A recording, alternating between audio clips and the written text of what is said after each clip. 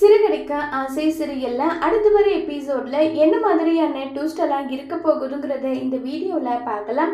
முத்து வந்து மீனா கிட்ட கேட்டுட்டு இருக்காங்க. எனக்கு கிருஷ் மேலேயும் அவங்க பாட்டி மேலேயும் பயங்கர சந்தேகமா தான் இருக்குன்னு சொல்லிட்டு இருக்கும்போது உடனே இங்க பாரு மீனா, நீ கால் பண்ணி அவங்கள கேளு, நம்ம அவங்க வந்ததும் அவங்க கிட்ட நம்ம விசாரிச்சு பாத்துக்கலாம்னு சொல்லிட்டு சொன்னதும் சரிங்கன்னு சொல்லிட்டு மீனா போன் பண்ணலான்னு சொல்லிட்டு ரோகிணிக்கு தான் கால் பண்ண ட்ரை பண்றாங்க. உடனே ரோகிணி வந்து அந்த போனை அட்டன் பண்ணிட்டு இருக்காங்க. இப்போ முத்து வந்து ஏன் மீனா எங்க போறன்றாங்க. இல்லைங்க, நான் போயிட்டு வெளியே பேசிட்டு வரேன், இதுல போயிட்டு என்ன இருக்கு, இங்கேயே பேசிடுறாங்க. இல்லைங்க, பால் வந்து ஸ்டவ்ல அப்படியே ஆன் பண்ணிட்டு வந்துட்டு இருக்கேன், பால் வந்து பொங்கு போயிடும், அதனாலதான்றாங்க. சரி சரி போய் பேசிட்டு வான்னு சொல்லிட்டு இருக்காங்க.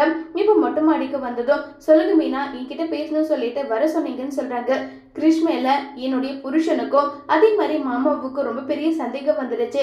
ஒரு அம்மா இறந்து போயிருக்காங்க, அந்த ஃபீலிங் கொஞ்சம் கூட இல்லாம அவன் அவ்வளவு சந்தோஷமா இருக்கான். அது மட்டும் இல்லாம உன்னுடைய அம்மா வந்து விட்டுட்டு போனவங்க திரும்ப வரல, அதை பத்தி எல்லாருமே சந்தேகப்படுறாங்க. போற போக்க பார்த்தா உண்மை எல்லாமே அவங்களாவே கண்டுபிடிச்சிடுவாங்க போல இருக்குன்றாங்க.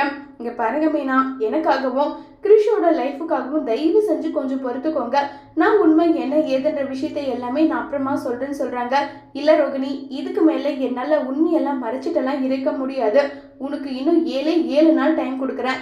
அந்த 7 நாளுக்குள்ள நீயாவே வந்து எல்லார்கிட்டையும் உண்மையை நீ சொல்ற, அப்படி இல்லைன்னா நான் எல்லார்கிட்டையும் உண்மையை சொல்லுவேன்றாங்க. என்ன மீனா 7 நாள் சொல்றீங்க, கண்டிப்பா முடியுமான்னு தெரியலன்றாங்க. இங்க பாரு மீனா, தயவு செஞ்சு எனக்காக உதவி பண்ணுங்க. போதும் ரோகிணி, உங்களுக்காக நான் உதவி பண்ணி இப்ப வரைக்கும் பட்டுட்டு இருக்க பாடு போதும். இதுக்கு மேலே உங்களுக்கெல்லாம் என்னால உதவி பண்ண முடியாது, என்னால வந்து பண்ண முடியாது, நான் சொன்னது அவ்வளவுதான் சொல்லிட்டு கோபமா அங்கிருந்து போயிடுறாங்க. இப்ப ரோகிணி வந்து பாத்தீங்கன்னா ஃபீல் பண்ணிட்டு இருக்காங்க. இப்ப மீனா முத்து கிட்ட போயிட்டு, என்னங்க அவங்க ஒரு 7 நாள் கழிச்சு வந்து எல்லாத்துக்குமே கிளாரிபிகேஷன் கொடுக்குறாங்களா, ஏதோ ஒரு உண்மையை சொல்றாங்களாங்கன்னு சொல்லிட்டு சொல்றாங்க. இதை கேட்ட முத்து அண்ணாமலையும் அதுதான் அவங்க சொல்லிட்டாங்கல்ல, அப்படின்னா வந்து கிளாரிபிகேஷன் கொடுப்பாங்கன்னு சொல்லிட்டு அங்கிருந்து போயிடுறாங்க. இப்ப என்ன பண்றதுன்னே வந்து ரோகிணிக்கு தெரியல. முத்துல இருந்து அதே மாதிரி எல்லாருமே அந்த 7 வார்த்தையை மட்டும்தான் பேசிட்டே இருக்காங்க. இதை நினைச்சு ரோகிணி ஃபீல் பண்ணி நேரா மகேஷ் கிட்ட போயிட்டு புலம்பிட்டு இருக்காங்க. ஏண்டி, நான் வேணும்னா பேசி பார்க்கட்டுமா மீனா கிட்டன்றாங்க.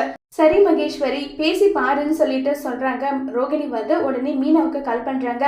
சொல்லுங்க மகேஸ்வரி, எதுக்காக எனக்கு கால் பண்ணிருக்கீங்க, என்ன விஷயம் சொல்லி கேக்குறாங்க. மீனா, உங்ககிட்ட ஒரு முக்கியமான விஷயம் பேசணும், நீங்க வீட்டுக்கு வர முடியுமான்னு சொல்லி கேக்குறாங்க.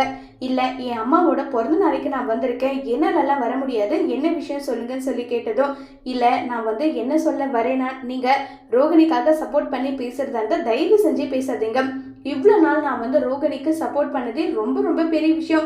இதுக்கு மேலேயும் என்னால் ரோகிணிக்கெல்லாம் சப்போர்ட் பண்ணிட்டெல்லாம் இருக்க முடியாதுன்னு சொல்லிட்டு கோபமாக ஃபோனை கட் பண்ணிடுறாங்க. இப்போ என்ன பண்ணுறதுன்னு தெரியாமல் ரொம்பவே குழப்பத்தில் இருக்காங்க ரோகிணி. இப்போ ரோகிணி உண்மையை போயிட்டு எல்லார்கிட்டையும் சொல்லுவாங்களா இல்லையங்கிறத வரப்போகிற எபிசோடில் வெயிட் பண்ணி பார்க்கலாம். தேங்க்யூ.